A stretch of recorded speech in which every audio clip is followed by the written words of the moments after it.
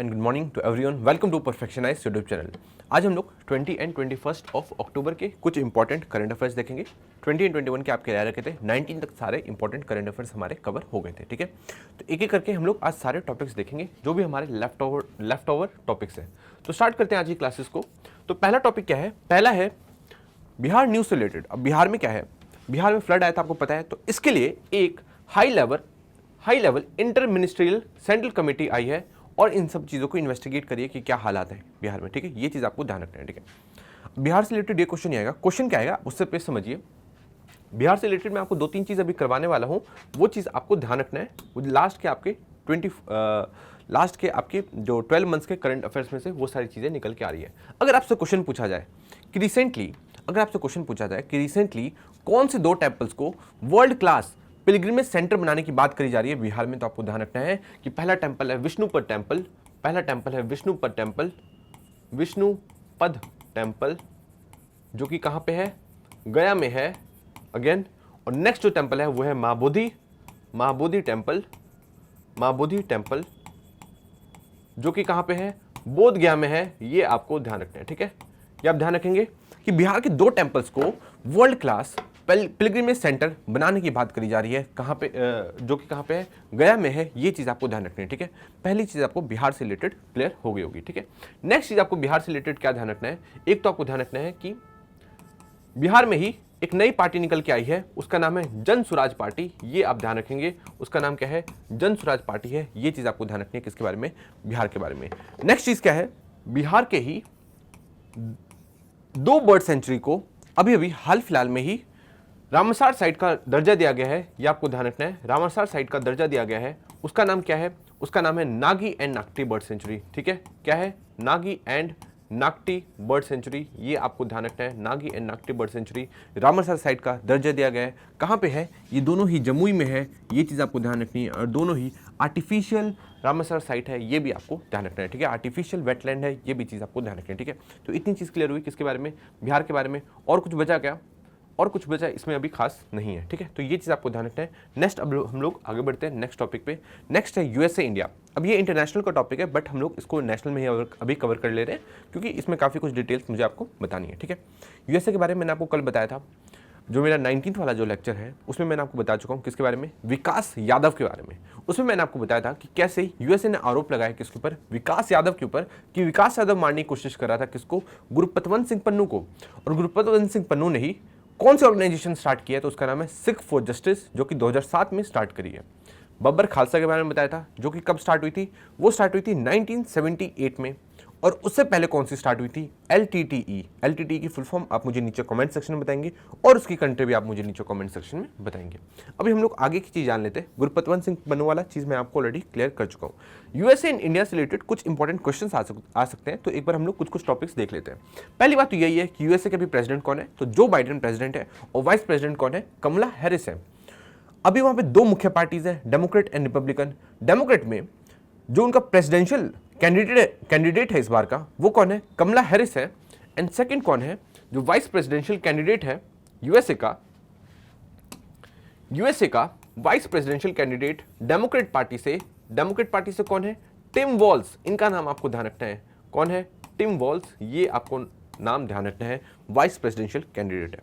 Republican party से कौन है? रिपब्लिकन पार्टी से ट्रंप तो है प्रेसिडेंशियल कैंडिडेट, और जेडी वांस है। कौन है? जेडी वांस वाइस प्रेसिडेंशियल कैंडिडेट है। ये आपको ध्यान रखना है। तो जेडी वांस और टिम वॉल्स दोनों ही नाम आपके लिए बहुत ही ज़्यादा इंपॉर्टेंट है। ये चीज़ आपको ध्यान रखनी है। किसके बारे में? यूएसए से रिलेटेड। अब हम लोग 1-2 चीज़ें और करेंगे, मैं आपके लिए थोड़ा सा कवर करके लेके आया हूँ। ठीक है, अब यूएसए से रिलेटेड इंपॉर्टेंट न्यूज़ क्या थी एक बार देख लेते हैं हम लोग पहले। USA says it wants meaningful accountability on results of India's probe into Pannu case. ठीक है, अब उसने विकास यादव पे आरोप लगाया। अब जो प्रोब चल रहा है, तो यूएसए ने कहा कि ऐसा नहीं कि आप प्रोब कुछ भी करो और हम लोग को कुछ भी बता दो। ठीक है, ऐसा नहीं, हमें पूरी अकाउंटेबिलिटी चाहिए। ये कही किसने? ये कही वेदांत पटेल ने। ठीक है, किसने कही? वेदांत पटेल ने। अब अगेन ये नाम इंपॉर्टेंट हो जाता है आपके लिए, वेदांत पटेल के बारे में। अब वेदांत पटेल के बारे में जानिए कि ये कौन है। ये यूएसए के स्टेट डिपार्टमेंट के डिप्यूटी स्पोक्स पर्सन है। कौन है? ये यूएसए के स्टेट डिपार्टमेंट के डिप्यूटी स्पोक्स पर्सन है, ये आपको ध्यान रखना है। ये इंडियन ऑरिजिन मैन है, आपको ध्यान रखना है, ठीक है। स्पोक्स पर्सन है, ये आपको ध्यान रखना है, ठीक है, डिप्यूटी स्पोक्स पर्सन। और एक बहुत फेमस पर्सनैलिटी है जो कि आप उनको अक्सर देखते होंगे प्रेस कॉन्फ्रेंस करते हुए, उनका नाम है मैथ्यू मिलर। उनका नाम क्या है? Matthew Miller. जो इनकी आपको फोटो दिख रही है, मैथ्यू मिलर को आपने कई बार देखा होगा। ये कौन है? ये स्पोक्स पर्सन है किसके? यूएसए के स्टेट डिपार्टमेंट के, आपको ध्यान रखना है। यूएसए के स्टेट डिपार्टमेंट के ऑफिशियल स्पोक्स पर्सन कौन है? स्पोक्स पर्सन कौन है? स्पोक्स पर्सन कौन है? तो उनका नाम है मैथ्यू मिलर। ये बात आपको ध्यान रखनी है, ठीक है। इंडिया के एमईए के स्पोक्स पर्सन कौन है? उनका नाम है रणधीर जायसवाल। और उससे पहले कौन थे? उससे पहले थे अरिंदम बागची, आपको ध्यान रखना है, ठीक है। अब अरिंदम बागची कहाँ चले गए? अब वो चले गए यूनाइटेड नेशन में, और उनकी जगह किसने ली? रणधीर जायसवाल ने ली। यहाँ से क्वेश्चन आ सकता है, इस बार का 2024 का यहाँ से क्वेश्चन बन सकता है, इसलिए आप ये सारी चीज़ों को ध्यान रखेंगे। वेदांत पटेल इंपॉर्टेंट है, हमेशा आपको देखते होंगे प्रेस कॉन्फ्रेंस में, कई बार ये इनको आप देखते होंगे। और मैथ्यू मिलर से तो आपके हमेशा, आप इनको हमेशा ही प्रेस कॉन्फ्रेंस करते हुए देखते होंगे, ठीक है। तो ये इनकी आपको फोटो याद होगी। नेक्स्ट देखते हैं हम लोग कि यूएसए के ही टेक्सास में 90 फीट टॉल स्टैचू खोला गया है, ये आपको ध्यान रखना है, ठीक है। तो क्वेश्चन आएगा कि यूएसए में या कौन सी कंट्री में 90 फीट टॉल स्टैचू किसका? लॉर्ड हनुमान का खोला गया है, तो आपको ध्यान रखना है यूएसए में खोला गया है। और यूएसए में कहाँ पे? टेक्सास में खोला गया है, आपको ध्यान रखना है। 90 फीट इसकी ऊंचाई है, ये भी चीज आपको ध्यान रखना है, ठीक है। और इसके बारे में क्या ध्यान रखेंगे कि इसका नाम क्या रखा गया है? इसका नाम रखा गया है स्टैचू ऑफ यूनियन, आपको ध्यान रखना है। क्या नाम है इसका? स्टैचू ऑफ यूनियन, आपको ध्यान रखना है, ठीक है। इनका यूनियन हुआ था ना, किसके साथ? इनका यूनियन हुआ था श्री राम जी के साथ। तो आप इस तरीके से आप कुछ इमेजिन करके रख सकते हैं, नाम याद रख सकते हैं। Statue of union. Statue of unity कहाँ पे? वो तो इंडिया में है। स्टैचू ऑफ यूनियन है ये, जो कि टेक्सास में है, यूएसए में। 90 फीट का टॉल स्टैचू लॉर्ड हनुमान का, ये चीज आपको ध्यान रखनी है, ठीक है। आई थिंक आपको ये चीज क्लियर हो गई होगी किसके बारे में? यूएसए और इंडिया के बारे में। नेक्स्ट चीज आपको क्या ध्यान रखनी है? यूएसए एंड इंडिया के बारे में ही, यूएसए एंड इंडिया के बारे में नेक्स्ट चीज आपको ध्यान रखनी है वो है कि इस बार का एक्सरसाइज रेड फ्लैग, कौन सा एक्सरसाइज? एक्सरसाइज रेड फ्लैग 2024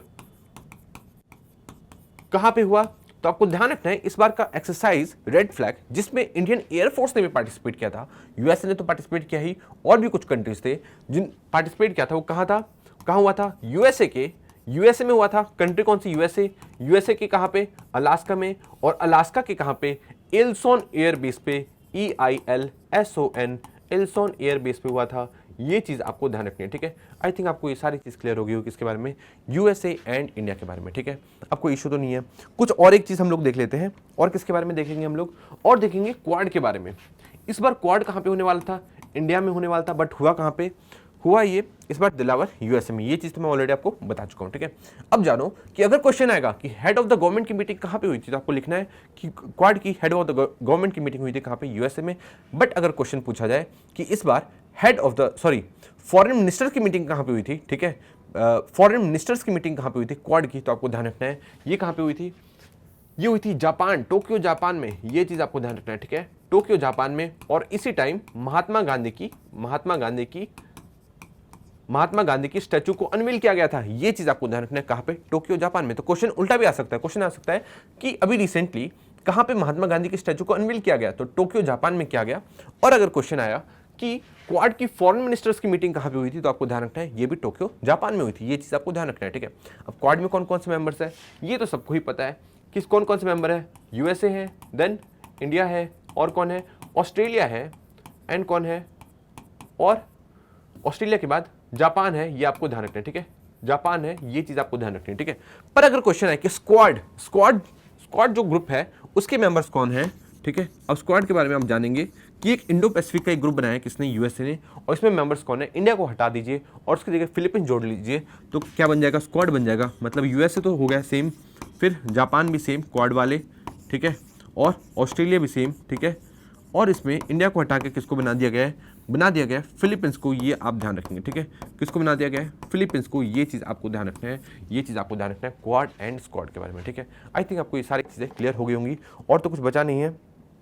एक और चीज़ बच गई है इंडिया और यूएसए के बारे में, कि इंडिया और यूएसए के बारे में एक और चीज़ आपको ध्यान रखना है कि इंडिया एंड यूएसए के बीच में अभी recently culture property agreement sign हुआ। Cultural property agreement. तो क्वेश्चन क्या आएगा?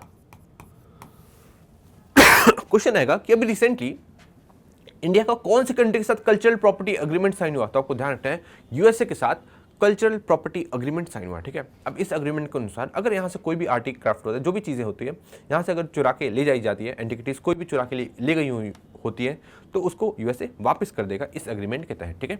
यूएसए का ये एग्रीमेंट बहुत सारी कंट्री के साथ है, आई थिंक 40 से ज़्यादा कंट्री के साथ है। तो आपको ध्यान रखना है कि इंडिया के साथ भी अभी रिसेंटली ये अग्रीमेंट हुआ है। तो अगर क्वेश्चन आएगा कि इंडिया का भी रिसेंटली कौन सी कंट्री के साथ ऐसा हुआ है, तो आपको ध्यान रखना है यूके नहीं है, यूएसए है। ये चीज़ आपको ध्यान रखनी है, ठीक है। तो ये चीज़ आई थिंक आपको इंडिया एंड यूएसए के बारे में क्लियर होगी होंगी। इस यूएसए तो हमेशा इंपॉर्टेंट रहता है इंडिया के लिए, ठीक है। तो क्वेश्चन बन सकता है, ठीक है। सेमीकंडक्टर से रिलेटेड मैं ऑलरेडी आपको कई सारी चीज़ बता चुका हूँ कि इंडिया और यूएसए के बीच में क्या हुआ है। तो आप इस सारी चीज़ों को कवर करते हुए चलेंगे, ठीक है, और भूलेंगे नहीं। अभी मैंने यूएसए के बारे में आपको कवर करवा दिया। अब नेक्स्ट देखिए, नेक्स्ट क्या है? नेक्स्ट है नेशनल कॉन्फ्रेंस। अब आपको पता है कि जम्मू एंड कश्मीर में और कहाँ पे, हरियाणा में इलेक्शंस हुए थे। हरियाणा में जो इलेक्शन हुए उसमें कौन जीता? नायाब सैनी जीत गए, ठीक है, बीजेपी से। और जम्मू एंड कश्मीर में कौन सीएम बना है उसके बारे में आपको ध्यान रखना है। उनका नाम है उमर अब्दुल्ला, ठीक है। कौन बना है? उमर अब्दुल्ला। उमर अब्दुल्ला, ये आपको ध्यान रखना है, ठीक है। अब इससे भी इंपॉर्टेंट एक पर्सनैलिटी है, कौन? जम्मू एंड कश्मीर के डिप्टी सीएम। उनका नाम आपको ध्यान रखना है, उनका नाम है सुरेंद्र कुमार चौधरी, ठीक है। मतलब वो हिंदू डिप्टी सीएम है, ये चीज़ आपको ध्यान रखनी है। उनका नाम क्या है? सुरेंद्र कुमार चौधरी। ये चीज़ आपको ध्यान रखना है, कहाँ पे? जम्मू एंड कश्मीर के, ठीक है। अगेन थर्ड चीज़ आपको ध्यान रखना है वहाँ के प्रोटेम स्पीकर का, उनका नाम है मुबारक गुल। उनका क्या नाम है? मुबारक गुल। ये आपको ध्यान रखना है। जम्मू एंड कश्मीर के प्रोटेम स्पीकर किसको बनाया गया था? तो मुबारक गुल को बनाया गया था, ये आपको ध्यान रखना है। और इस प्रोटेम स्पीकर को किसने अपॉइंट किया? तो आपको ध्यान रखना है प्रेसिडेंट ने नहीं, गवर्नर ने अपॉइंट किया है, ये आपको ध्यान रखना है। कौन अपॉइंट करता है? गवर्नर अपॉइंट करता है, ऑब्वियसली स्टेट में प्रोटेम स्पीकर। ये चीज़ आपको ध्यान रखना है, ठीक है। अगर क्वेश्चन आए कि इस बार इंडिया के लोकसभा इलेक्शंस में इलेक्शंस होने के बाद पार्लियामेंट में प्रोटेम स्पीकर किसको बनाया गया था? अगर इंडिया में लोकसभा इलेक्शंस में, ठीक है, उसके बाद पार्लियामेंट में प्रोटेम स्पीकर किसको बनाया गया था, तो आपको ध्यान रखना है प्रोटेम स्पीकर बनाया गया था भर्तृहरि मेहताब को। ये चीज़ मैं ऑलरेडी आपको बता चुका हूँ, जो कि बीजेपी से हैं, पहले बीजेडी में थे और एक कटक से 7 बार सांसद रह चुके हैं, 7 बार एमपी रह चुके हैं, ये आपको ध्यान रखना है, ठीक है। ये चीज़ क्लियर हुई। अब ये बताओ कि प्रोटेम स्पीकर कौन से आर्टिकल के तहत सेलेक्ट किया जाता है, तो आपको ध्यान रखना है आर्टिकल नंबर 95 सब क्लॉज 1 के तहत प्रोटेम स्पीकर को प्रेसिडेंट अपॉइंट करता है। ये चीज़ आपको ध्यान रखना है, ठीक है। तो चीज़ें क्लियर हुई कि नहीं हुई? चीज़ें आई थिंक आपको क्लियर हो गई होंगी। आर्टिकल 95 सब क्लॉज 1 के तहत प्रोटेम स्पीकर को अपॉइंट करते हैं कौन? President of India. ये चीज़ आपको ध्यान रखना है इंडियन पार्लियामेंट में, ठीक है। आई थिंक आपको चीज़ें क्लियर हो गई होंगी। प्रोटेम स्पीकर का क्या काम था, ये भी चीज़ आपको क्लियर हो गया होगा। कोई भी टॉपिक होता है तो हम लोग 2-3 दिन तक कम से कम लेकर चलते हैं, तो उससे क्या होता है, चीज़ें याद होती जाती हैं। जितनी बार आएगी चीज़ें तो उतनी बार आपको चीज़ें याद होती जाएंगी। नेक्स्ट देखते हैं हम लोग, नेक्स्ट क्या है? IMD के बारे में। अब IMD क्या है? IMD के बारे में आप जानो कि ये है इंडियन मेट्रोलॉजिकल डिपार्टमेंट, ठीक है। तो पहले तो इसकी फुल फॉर्म क्या है? Indian metrological department. कई बार क्या होता है, बहुत ही सिंपल सा ये भी आ जाता है, क्या फुल फॉर्म बता दो इसका, ठीक है। तो आपको ध्यान रखना है इंडियन मेट्रोलॉजिकल डिपार्टमेंट। इसकी स्थापना हुई थी 1875 में। और इसका मेन काम क्या है? इसका ऑब्वियसली मेन काम है मेट्रोलॉजी से रिलेटेड फोरकास्ट करना कि वेदर कैसे रहने वाला है, कहाँ पे किस टाइप का मौसम रहने वाला है, ठीक है। बारिश होने वाली है, थंडरस्टॉर्म होने वाला है, हेल स्टॉर्म होने वाला है, मतलब क्या क्या कंडीशंस, किस टाइप की कंडीशंस कौन से एरिया में, कौन से रीजन में इंडिया के क्रिएट हो सकती हैं। तो इन सबको प्रिडिक्ट करना किसका काम है? IMD का काम है, ये आपको ध्यान रखना है, ठीक है। इसकी स्थापना 1875, मतलब जब एओ ह्यूम ने कांग्रेस बनाई थी उससे भी 10 साल पहले ही IMD बन गई थी। ये चीज आपको ध्यान रखना है। तो 1875 में क्या बना था? IMD बना था। ये चीज आपको ध्यान रखना है, ठीक है। ये वन ऑफ रीजनल सेंटर है किसका? वर्ल्ड मेट्रोलॉजिकल ऑर्गेनाइजेशन का। किसका? वर्ल्ड मेट्रोलॉजिकल ऑर्गेनाइजेशन का। और WMO की स्थापना कब हुई थी? इसकी स्थापना हुई थी 1950 में, आपको ध्यान रखना है, ठीक है। और इसका हेडक्वार्टर कहाँ पे है? जैसे IMD इंडिया में वर्क करता है तो पूरे वर्ल्ड के लिए कौन है? WMO है। और उसकी स्थापना कब हुई थी? 1950 में हुई थी। और इसका हेडक्वार्टर कहाँ पे है? इसका हेडक्वार्टर है जेनीवा, स्विट्जरलैंड में। ये चीज़ आपको ध्यान रखना है, ठीक है। क्या WMO से पहले कोई ऑर्गेनाइजेशन नहीं थी? तो जी हाँ, इससे पहले भी एक ऑर्गेनाइजेशन थी, उसका नाम था IMO, इंटरनेशनल मेट्रोलॉजिकल ऑर्गेनाइजेशन, जिसकी स्थापना हुई थी 1873 में, मतलब 1875 आईएमडी से जस्ट 2 साल पहले आईएमओ की स्थापना हुई थी। ये चीज आपको ध्यान रखनी है, ठीक है। आई थिंक आपको आईएमडी के बारे में ये सारी चीजें क्लियर हो गई होंगी। ये कौन सी मिनिस्ट्री के अंदर में आता है, तो ये मिनिस्ट्री के अंदर आता है मिनिस्ट्री ऑफ अर्थ साइंसेज के अंदर। ये आपको ध्यान रखना है, कुछ और मत लगा के आ जाना। Ministry of environment, forest and climate change मत लगा के आ जाना, मिनिस्ट्री ऑफ अर्थ साइंसेज के अंदर में आता है। ये चीज आपको ध्यान रखना है, ठीक है। इसके जो हाईएस्ट पोस्ट पे कौन होते हैं, इसके चीफ कौन होते हैं, इसके ऑब्वियसली जो चीफ होते हैं वो कौन होता है, डायरेक्टर जनरल होते हैं। ये चीज आपको ध्यान रखना है, ठीक है। आई थिंक आपको ये सारी चीजें क्लियर हो गई होंगी। और इसका हेडक्वार्टर कहाँ पे है, इसका हेडक्वार्टर है इंडिया के पावर हाउस कहाँ पे, न्यू दिल्ली में। ये चीज आपको ध्यान रखना है, कहाँ पे है, न्यू दिल्ली में है। ये चीज आपको ध्यान रखना है, ठीक है। तो आई थिंक आपको ये सारी चीज क्लियर हो गई होंगी। और इसके 6 रीजनल सेंटर भी है, ये भी चीज आपको ध्यान रखनी है, ठीक है। तो आईएमडी से रिलेटेड ये सारी चीज आपको क्लियर हो गई होंगी। अब जानो नेक्स्ट चीज आपको क्या जाननी है कि मैंने बताया कि आईएमडी की जो स्थापना है ये कब हुई थी, 1875 में हुई थी, ठीक है। तो अब 2025 में इसके टोटल 150 साल कवर हो रहे हैं। ये चीज आपको ध्यान रखना है। तो 150 साल कौन से इंस्टीट्यूट के या कौन से ऑर्गेनाइजेशन के कवर हो रहे हैं या कंप्लीट होने वाले हैं, तो आपको ध्यान रखना है आईएमडी जैसे इंपॉर्टेंट इंस्टीट्यूट के अब 150 ईयर कंप्लीट हो रहे हैं। कब, 2025 में, जनवरी 2025 में। ये आपको ध्यान रखना है। इसलिए ही 15 जनवरी 2024 से लेकर 15 जनवरी 2025 तक लगातार सेलिब्रेशन करिए कौन, आईएमडी। ये चीज आपको ध्यान रखना है, ठीक है। तो इसके अभी 150 एनिवर्सरी होने वाली है कब, 2025 में। आपको ध्यान रखना है आईएमडी के बारे में। और इसलिए एक नया लोगो भी अनवील किया गया है किसका, आईएमडी का। ये चीज आपको ध्यान रखना है, ठीक है। अब यहाँ से रिलेटेड कुछ इंपॉर्टेंट चीज भी हम लोग देखेंगे, किससे रिलेटेड, आईएमडी से रिलेटेड। अब आईएमडी से 2-3 चीज इंपॉर्टेंट आ सकती है, ठीक है। पहली चीज क्या है हम उसके बारे में जानेंगे। पहली चीज है आईएमडी से रिलेटेड डोपलर वेदर रडार के बारे में, ठीक है। यहां से इंपॉर्टेंट आपका एक क्वेश्चन आ सकता है, किससे, डोपलर वेदर रडार के बारे में, ठीक है। अभी डोपलर वेदर रडार क्या होता है इसके बारे में हम लोग जान लेते हैं, इसके बारे में समझ लो। अभी जो डोपलर वेदर रडार है ये डोपलर प्रिंसिपल पे वर्क करता है। कौन से प्रिंसिपल पे, ये डोपलर प्रिंसिपल पे वर्क करता है। डोपलर प्रिंसिपल पे ये वर्क करता है। और इसका काम क्या है, इसका काम वही है कि आईएमडी में जो ये एक्यूरेसी, जिस एक्यूरेसी से ये प्रिडिक्ट करता है उस एक्यूरेसी को और बढ़ा देना। क्योंकि आईएमडी अभी भी बहुत अच्छी तरीके से चीजों को प्रिडिक्ट नहीं कर पाता, मतलब वेदर फोरकास्टिंग अभी भी अच्छी तरीके से नहीं हो पाती।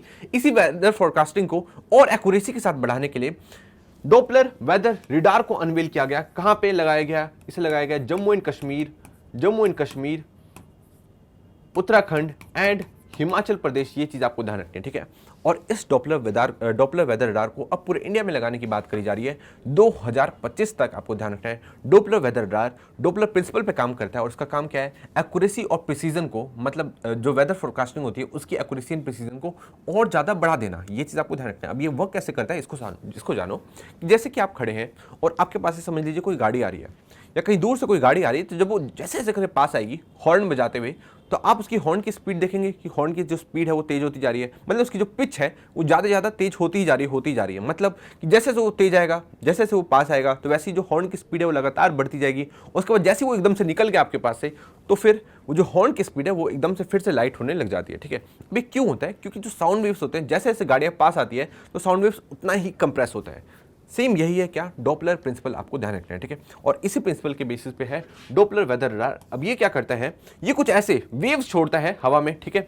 अब ये जो वेव्स है ये जाकर किसी हेल स्टॉर्म से या कोई भी कहीं पे बारिश हो रही है, कुछ भी जैसा ही मौसम है उससे टकराएगा और टकरा के वापस आता है।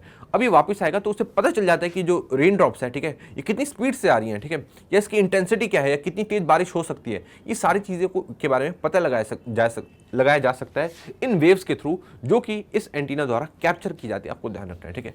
तो डोपलर वेदर रडार के बारे में बस आप ये जानो कि किस चीज़ के लिए है, ये एक्यूरेसी बढ़ाने के लिए, किसकी, वेदर फोरकास्टिंग की। आपको ध्यान रखनी है, ठीक है।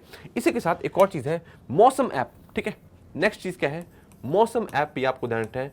अब ये मौसम ऐप क्या है, ये अगेन क्या है, आईएमडी के द्वारा इसे अनवील किया गया है मिनिस्ट्री ऑफ अर्थ साइंसेज द्वारा। ये चीज़ आपको ध्यान रखना है। अब ये मौसम ऐप का काम क्या है कि अगेन इसका भी काम यही है कि एक्यूरेसी और प्रिसीजन को, वेदर फोरकास्टिंग की एक्यूरेसी एंड प्रिसीजन को और बढ़ा दिया जाए। पर ये किस चीज़ का सहारा लेगी, ये लेगी artificial intelligence and machine learning का। ये चीज़ आपको ध्यान रखना है। Artificial intelligence and machine learning को यूज़ करके हम लोग और कैसे, किस तरीके से वेदर फोरकास्टिंग को और बेहतर किया जा सकता है, ये कौन से ऐप के थ्रू होगा? ये होगा मौसम ऐप के थ्रू, ये आपको ध्यान रखना है। और इसको पहले 2000 करोड़ रुपए दे दिए जा चुके हैं, आपको ध्यान रखना है, अगले 2 साल के लिए। मतलब टेन्योर कितना है?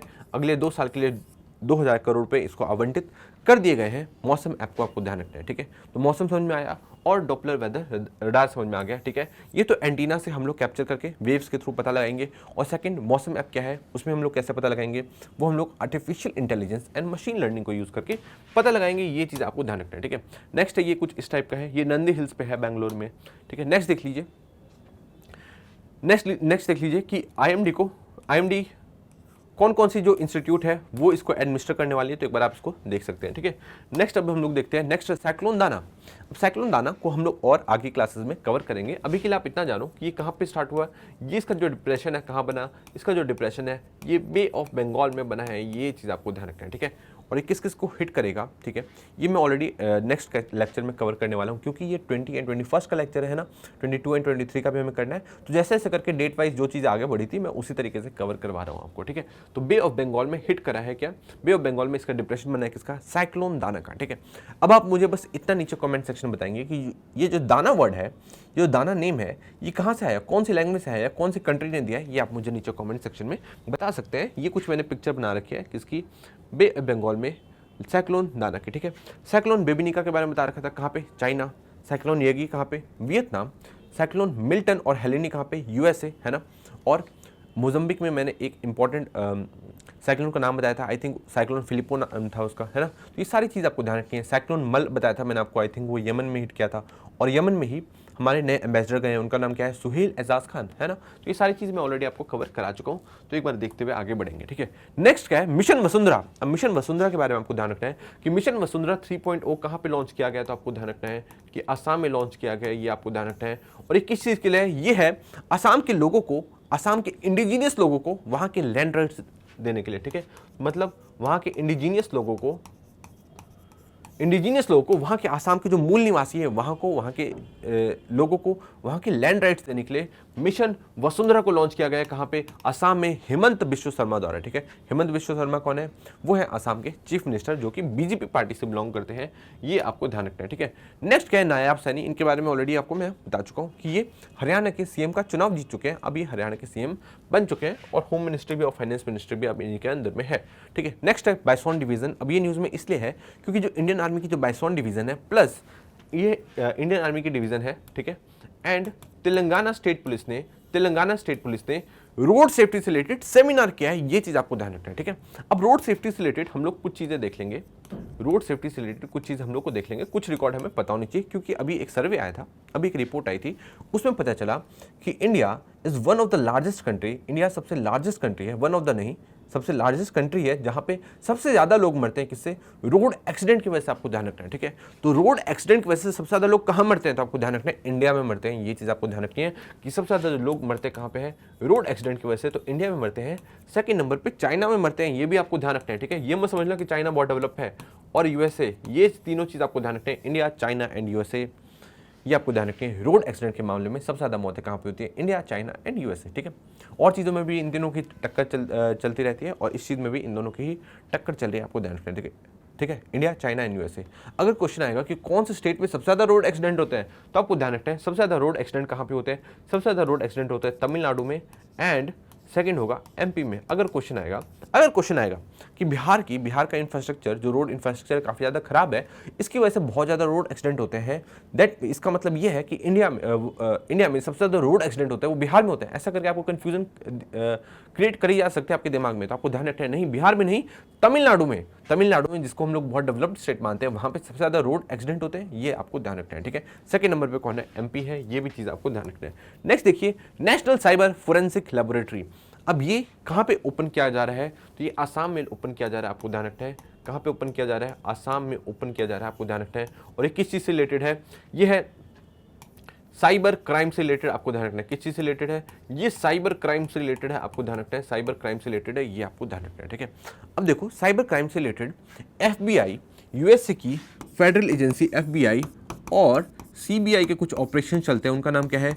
चक्रा 1 operations, chakra 2 operations, and chakra 3 operations, ये आपको ध्यान रखना है, ठीक है। चक्रा 1, चक्रा 2, चक्रा 3 ऑपरेशंस, ये बात मैं ऑलरेडी करा चुका हूँ। एफबीआई की स्थापना कब हुई थी? 1908 में हुई थी, ये आपको बता चुका हूँ मैं, 1908 हुई थी। और एनआईए की स्थापना कब हुई थी? एनआईए की स्थापना हुई थी 31 दिसंबर 2008। ये चीज़ आपको ध्यान रखनी है, ठीक है। चीज़ें क्लियर हुई है ना, समझ में आ रहा है ना। अब नेक्स्ट देखते हैं हम लोग। नेक्स्ट क्या है? कश्मीर। अब कश्मीर में क्या, इंटरनेशनल, कश्मीर का first ever international marathon celebrate किया गया, ठीक है, मतलब ऑर्गेनाइज किया गया, ये आपको ध्यान रखना है। और इसमें कई सारे अलग अलग कंट्रीज के, अराउंड आई थिंक 14 या 15 कंट्रीज के बाहर के भी लोग थे, ये आपको ध्यान रखना है, ठीक है। कहाँ पे किया गया? कश्मीर में किया गया, ये सारी चीज़ आपको ध्यान रखनी है, ठीक है। अब कश्मीर के बारे में एक दो चीज़ और जानिए। कश्मीर के बारे में ऑलरेडी मैं आपको बता चुका हूँ। जो लद्दाख वाला एरिया, सॉरी कश्मीर नहीं, लद्दाख वाला जो एरिया, लद्दाख में 5 नए डिस्ट्रिक्ट बने हैं ना, उनके नाम आप मुझे नीचे कमेंट सेक्शन में बता सकते हैं, ठीक है। अगर आपसे पूछा जाए कि इंडिया में सबसे ज़्यादा वूल प्रोड्यूसिंग स्टेट कौन से हैं, ठीक है, अगर आपसे पूछा जाए इंडिया में सबसे ज़्यादा वूल प्रोड्यूसिंग स्टेट कौन से है, तो बहुत ज़्यादा चांसेस हैं कि आप नॉर्दर्न स्टेट्स के बारे में नाम लोगे। या तो आप ले लोगे उत्तराखंड का नाम, ऐसा भी हो सकता है, हिमाचल प्रदेश का नाम ले लोगे। आप सोचोगे वहाँ पे शिप होती होगी, ठीक है, वो बहुत ज़्यादा ठंड होती होगी वहाँ पे, तो इस टाइप का आप कुछ अपने दिमाग में क्रिएट करके गलत आंसर कर सकते हो। तो आपको मैं को बता दूँ इस चीज़ के बारे में कि सबसे ज़्यादा जो वूल होता है वो कहाँ से आता है? वो राजस्थान से आता है, आपको पता होना चाहिए, ठीक है। कहाँ से आता है? राजस्थान से होता है, ये चीज़ आपको पता होनी चाहिए। और सेकंड नंबर पे कहाँ से आता है? सेकंड नंबर पे आता है कश्मीर से, ये आपको ध्यान पता होना चाहिए, ठीक है। जम्मू एंड कश्मीर से आपको पता होना चाहिए, जम्मू एंड कश्मीर से। और थर्ड नंबर पे कहाँ पे आता है? कहाँ से आता है? गुजरात से आता है, ये भी आपको पता होना चाहिए, ठीक है। तो first number Rajasthan, second number Jammu and Kashmir और थर्ड नंबर गुजरात, ठीक है। अब जम्मू एंड कश्मीर के किश्तवाड़ डिस्ट्रिक्ट से आपको ध्यान रखना है। जम्मू एंड कश्मीर के किश्तवाड़ डिस्ट्रिक्ट से जो सैफरन है उसको जीआई टैग मिला है, ये भी आपको ध्यान रखना है, ठीक है। अब चीज आप भूलोगे नहीं, कश्मीर के किश्तवाड़ डिस्ट्रिक्ट के सैफरन को जीआई टैग मिल चुका है। कब? नवंबर 2023 में, ये भी चीज आपको ध्यान रखनी है। तो क्वेश्चन आएगा कि नवंबर 2023 में सैफरन जीआई टैग, सैफरन जो टैग है वो कौन से डिस्ट्रिक्ट से बिलोंग करता है? ये सैफरन जो टैग मिला है वो कौन से डिस्ट्रिक्ट से बिलोंग करता है? तो किश्तवाड़ डिस्ट्रिक्ट से बिलोंग करता है, ये चीज़ आपको पता होनी चाहिए। और किश्तवाड़ की एक इंपॉर्टेंट पर्सनैलिटी है, उनका नाम है शीतल देवी, जिनके बारे में आपको पता होना चाहिए, जो कि पैरालंपियन है, आर्चर है, पैरा आर्चर है, ठीक है। और वो इस बार ब्रॉन्ज मेडल भी लेके आ चुके हैं, ये आपको पता होना चाहिए। और इनको अर्जुना अवार्ड से भी सम्मानित किया गया था, है ना। ये चीज़ मैं ऑलरेडी आपको कवर करा चुका हूँ। ये सारी चीज़ें इंपॉर्टेंट है किसके बारे में? कश्मीर से रिलेटेड, तो ये चीज़ आप ध्यान रखेंगे, ठीक है। कश्मीर में क्या मिला था? कश्मीर में ही लिथियम मिला था, है ना। अगर आपसे पूछा जाए कि कश्मीर में लिथियम कहाँ मिला था, तो लिथियम कई जगह मिला था, पर लिथियम कश्मीर में भी मिला था, ये भी चीज़ आपको ध्यान होना चाहिए। और अगर आपसे पूछा जाए कि वेनेडियम कहाँ मिला था, तो आपको ध्यान रखना है वेनेडियम मिला था गुजरात में, ये चीज़ आपको ध्यान रखनी है, ठीक है। आई थिंक आपको ये सारी चीज़ें क्लियर हो गई होंगी किसके बारे में? गुजरात, राजस्थान एंड जम्मू एंड कश्मीर के बारे में, ठीक है। क्लियर हो गया। जम्मू एंड कश्मीर में नए सीएम का नाम मैं ऑलरेडी आपको बता चुका हूँ। दिल्ली में अब क्या है? दिल्ली के बारे में जानिए कि दिल्ली में अब स्पेशल कोर्ट स्टैब्लिश किए गए हैं, किसके लिए? डिसेबिलिटीज के लिए, ठीक है। स्टैब्लिश नहीं किए गए, स्टैब्लिश करने की बात करी जा रही है, ठीक है। अब जो डिसेबल, जो हमारे दिव्यांग भाई बहन है, उनके लिए एक स्पेशल कोर्ट्स बनाया जाएगा। कहाँ पे? न्यू दिल्ली में। ये चीज़ आपको ध्यान रखनी है, क्यों? ताकि जो उनकी जो पेंडिंग केस है वो कहीं ज़्यादा पेंडिंग ना हो जाए, उनको ज़्यादा मतलब नया कहीं इंतजार ना करना पड़े, जैसे आम लोग करना पड़ता है। तो कम से कम उनकी सुविधा के लिए स्पेशल कोर्ट स्टार्ट किए जा रहे हैं। कहाँ पे? न्यू दिल्ली में। काफ़ी सराहनीय कदम है। कहाँ पे स्टार्ट किए जा रहे हैं? न्यू दिल्ली में स्टार्ट किए जा रहे हैं, ये आपको ध्यान रखना है, ठीक है। अब आपको ध्यान रखना है कि आतिशी मरलेना कौन बन गई है?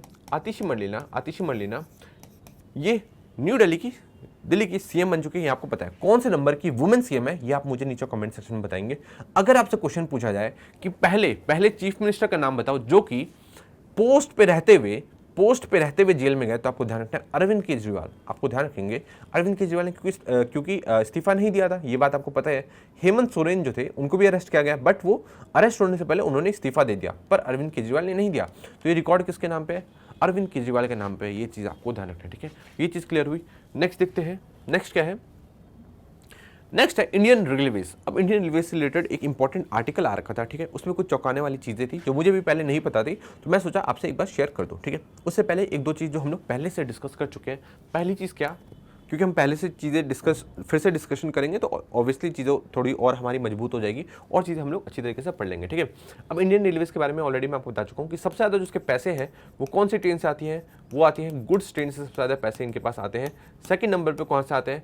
पैसेंजर ट्रेन से आते हैं, ये चीज़ मैं ऑलरेडी आपको बता चुका हूँ। और थर्ड नंबर पे कहाँ से आते हैं, प्लेटफॉर्म टिकट से आते हैं, ये सारी चीज़ आपको बता चुका हूँ, ठीक है। तो सबसे ज़्यादा पैसे कहाँ से आते हैं, इंडियन रेलवेज के गुड्स ट्रेन से, सेकंड नंबर पे पैसेंजर ट्रेन से, थर्ड नंबर से प्लेटफॉर्म से। ये चीज़ आपको ध्यान रखनी है इंडियन रेलवेज के बारे में, ठीक है।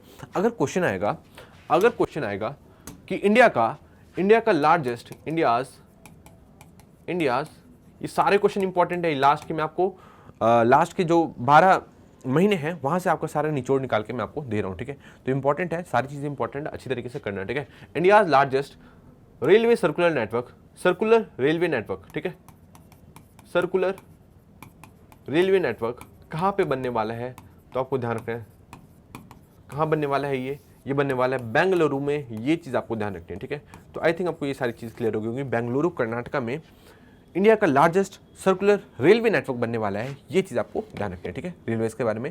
अब वहाँ पे कुछ एक्सीडेंट्स हो रहे थे, ये चीज़ मैंने आपको ऑलरेडी बताई है। अब एक्सीडेंट के बारे में जानिए कि कवच सिस्टम बनाया गया है, ठीक है, किसके द्वारा, RDSO द्वारा। तो कवच सिस्टम क्या है, ये ऑटोमेटिक ट्रेन प्रोटेक्शन सिस्टम है, ATPS, automatic train protection system, जिसको किसने बनाया, RDSO ने बनाया। ये बात मैं ऑलरेडी आपको बता चुका हूँ, ठीक है।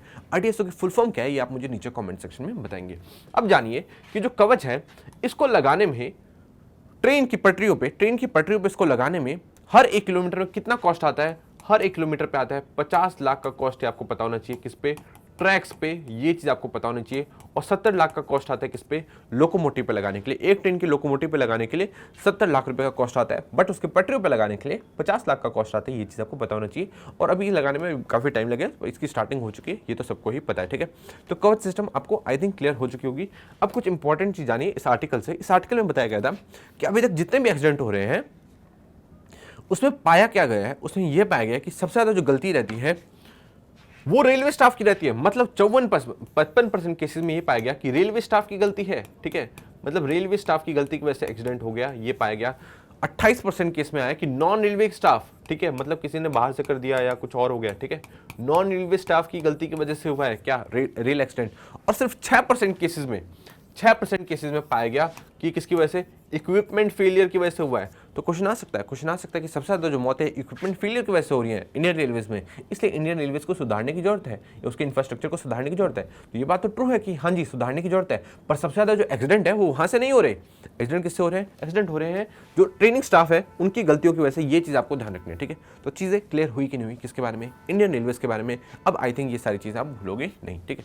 नेक्स्ट एक और चीज आप ध्यान रखिए कि जो इंडिया का ऑपरेशन रेशियो क्या है, इंडियन रेलवेज का ऑपरेशन रेशियो क्या है कि 98.02 रुपीज अगर इंडियन रेलवेज खर्च करती है तो 100 रुपये कमाती है। मतलब 2 रुपये से कम का फायदा होता है किसको, इंडियन रेलवेज को। इसलिए काफ़ी ज़्यादा लॉस में चलती है, इसलिए इसको बाहर से सपोर्ट की जरूरत पड़ती है। ये चीज़ आपको ध्यान रखना है इंडियन रेलवेज के बारे में, ठीक है। आई थिंक आप भूलेंगे नहीं। नेक्स्ट हम लोग देख लेते हैं। नेक्स्ट है नेशनल कमीशन फॉर वुमेन की नई चीफ बनी है, उनका नाम क्या है, विजया किशोर राहतकर, ठीक है। इनका नाम क्या है, विजया किशोर राहतकर। और इसको अपॉइंट कौन करता है, ऑब्वियसली सेंट्रल गवर्नमेंट अपॉइंट करती है। अब आप मुझे नीचे कमेंट सेक्शन में बताएंगे कि national commission for schedule caste के नए चेयरपर्सन का नाम बताएंगे, ठीक है। वो बीजेपी लीडर है, तो आप मुझे नीचे कमेंट सेक्शन में नाम बता सकते हैं, ठीक है। नेक्स्ट क्या है, जन स्वराज पार्टी। इसके बारे में तो ऑलरेडी मैं आपको बता चुका हूं कि जन स्वराज पार्टी 2 अक्टूबर को लॉन्च हो चुके हैं, ये बता चुका हूं। इनका जो पूरा थीम है वो किसके ऊपर बेस्ड है, ये जो इनका पूरा थीम है वो किसके ऊपर बेस्ड है, ऑब्वियसली महात्मा गांधी के ऊपर बेस्ड है। महात्मा गांधी की लोग बात करते हैं और सबको साथ लेके चलने की बात करते हैं, ठीक है। अब वहाँ के जो नए एग्जीक्यूटिव प्रेसिडेंट बने हैं उनका नाम भी मैंने आपको बताया था, ठीक है। अब उनका नाम आप मुझे नीचे कमेंट सेक्शन में एक बार बताएंगे, ठीक है। नेक्स्ट देखते हैं, जन स्वराज पार्टी क्लियर हो गया। नेक्स्ट है चंपई सोरेन झारखंड, ठीक है। अब चंपई सोरेन झारखंड, इनके बारे में ऑलरेडी बता चुका हूँ कि किससे रिलेटेड है। ये ऑब्वियसली झारखंड के इस बार सीएम भी बने थे, बट अब ये पहले थे झारखंड मुक्ति मोर्चा में और अब ये बीजेपी में आ चुके हैं और ये बीजेपी की तरफ से इस बार चुनाव लड़ने वाले हैं, आपको ध्यान रखना है। और हो सकता है उनके सीएम फेस भी रहे, ये भी चीज़ आप ध्यान रखेंगे, ठीक है। चंपई सोरेन के बारे में इन्होंने आई थिंक हेमंत सोरेन ने, पर शायद इन्होंने 90% केस है कि इन्होंने ही मुख्यमंत्री मैया सम्मान योजना कहाँ पे, झारखंड में स्टार्ट किया था। ये चीज़ मैं आपको बता चुका हूँ। झारखंड के ही कोडरमा में वल्चर रेस्टोरेंट को स्टार्ट किया गया है और झारखंड के ही रांची में ईस्टर्न इंडिया का डिसेबल बच्चों से रिलेटेड पहली यूनिवर्सिटी खोली गई है। ये चीज़ मैं ऑलरेडी कल की क्लास में बता चुका हूँ, ठीक है। तो सारी चीज़ों को रिवाइज करते हुए चलना है, बार बार रिवाइज करोगे तो उतनी ही चीज़ें याद होती जाएंगी, ठीक है। क्योंकि एक बार पढ़ने से कुछ भी आपको याद नहीं रहने वाला है, किसी को भी याद नहीं रहता है। ऐसा नहीं है कि सिर्फ आपको याद नहीं रहता है, किसी को भी याद नहीं रहता है। तो बार बार चीज़ों को थोड़ा सा रिपीट करते जाओ, ठीक है। नेक्स्ट क्या है, इलेक्शन कमीशन ऑफ इंडिया, ठीक है। अब इलेक्शन कमीशन ऑफ इंडिया ने DGP acting DGP Anurag Gupta को हटा दिया झारखंड के, और किसको बना दिया गया है? अजय कुमार सिंह को बना दिया। ठीक है, मतलब गवर्नमेंट ने भेजा था कि इन तीनों में से किसी को बना दीजिए, तो अजय कुमार सिंह को बना दिया गया। आपको ध्यान रखना है, इलेक्शन कमीशन ऑफ इंडिया ने ये चीज़ किया है। ठीक है, ऑब्वियसली ईसीआई के पास ये पावर होती है, क्योंकि जब इलेक्शन होने वाले होते हैं तो ईसीआई ब्यूरोक्रेसी में चेंज कर सकती है। ये चीज़ आपको पता होनी चाहिए। ठीक है, जो हमारे 3 ईसीआई हैं उनके नाम आप मुझे नीचे कमेंट सेक्शन में बताएंगे। ठीक है, जो हमारे चीफ इलेक्शन कमिश्नर है, जो चीफ इलेक्शन कमिश्नर उनका नाम क्या है? उनका नाम है राजीव कुमार। ये बात तो आप सबको पता ही है। ठीक है, अगर क्वेश्चन आ सकता है कि अभी रिसेंटली कौन से इलेक्शन कमिश्नर थे, उनका नाम क्या था, जो कि अभी रिसेंटली एम्बेसडर बन गए कहाँ पे? क्रोएशिया में।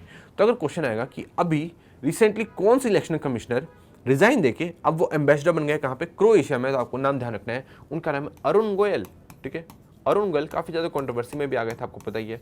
तो अरुण गोयल को क्रोएशिया का एम्बेसडर बना दिया गया, ये चीज़ आपको ध्यान रखना है। हमारे फॉर्मर इलेक्शन कमिश्नर रह चुके हैं, 2 साल से भी कम टाइम में इन्होंने अपना एक तरीके से जो है कि अपना पद छोड़ दिया था। ठीक है, काफ़ी कंट्रोवर्सी में रह गए थे इस वजह से। ठीक है, तो आपको ध्यान रखना है। ठीक है, तो रेजोल्यूशन फॉर स्टेटहुड, तो क्वेश्चन आएगा कि अभी रिसेंटली रेजोल्यूशन मतलब हमारे जो स्टेट है उसको स्टेटहुड, मतलब उसको स्टेट यूटी को स्टेट में बदलने के लिए कौन से स्टेट में या कौन से यूटी में ये इस रेजोल्यूशन को पास किया गया? तो आपको ध्यान रखना है जम्मू एंड कश्मीर में किया गया, ये आपको ध्यान रखना है। ठीक है, अगर क्वेश्चन चेंज करके आएगा, क्वेश्चन आएगा कि अभी रिसेंटली कौन से स्टेट ने अपना नाम चेंज करने की बात की है। ठीक है, और उसके लिए रेजोल्यूशन पास किया है, और वो रेजोल्यूशन पास भी हो गया, तो कौन से स्टेट ने किया है? केरला ने किया है, ये आपको ध्यान रखना है। ठीक है, केरला अपना नाम चेंज करके केरलम करना चाहती है, ये चीज़ आपको ध्यान रखना है। ठीक है, तो क्लियर हुआ, केरला अपना नाम चेंज करके केरलम करना चाहती है। उत्तर प्रदेश मतलब लगा के आ जाना। ठीक है, ये तो योगी बाबा का काम है नाम चेंज करना, तो ऐसा नहीं कि योगी जी ने किया है, नहीं, ये सीएम ऑफ केरला ने किया है, ये चीज़ आपको ध्यान रखना है। सीएम की विधानसभा ने किया है, ये चीज़ आपको ध्यान रखना है। ठीक है, अब कुछ हम लोग इंटरनेशनल न्यूज़ की तरफ बढ़ते हैं। हिजबुल्लाह इजराइल का जो चल रहा था वो चीज़ मैं ऑलरेडी आपको बता चुका हूँ। ठीक है, हिजबुल्लाह की जो टॉप लीडरशिप थी उन सबका नाम मैं आपको बता चुका हूँ। ठीक है, सारे नाम इंपॉर्टेंट है, वो आप एक बार देख लेना मेरे पुराने लेक्चर्स में, 2-3 दिन पहले के लेक्चर्स में भी आपको मिल जाएंगे। ठीक है, अभी इसराइल के जो पीएम है उनका नाम नेतन्याहू है, आपको पता ही है, बेंजामिन नेतन्याहू, इंडिया के फ्रेंड है। अब उन पे ड्रोन अटैक भी हुआ है, ये चीज़ आपको ध्यान रखना है। ठीक है, अभी उन पे अटैक किया गया था, उनको मारने की कोशिश करी गई थी, बट वो उस टाइम घर में नहीं थे, ये चीज़ आपको ध्यान रखना है।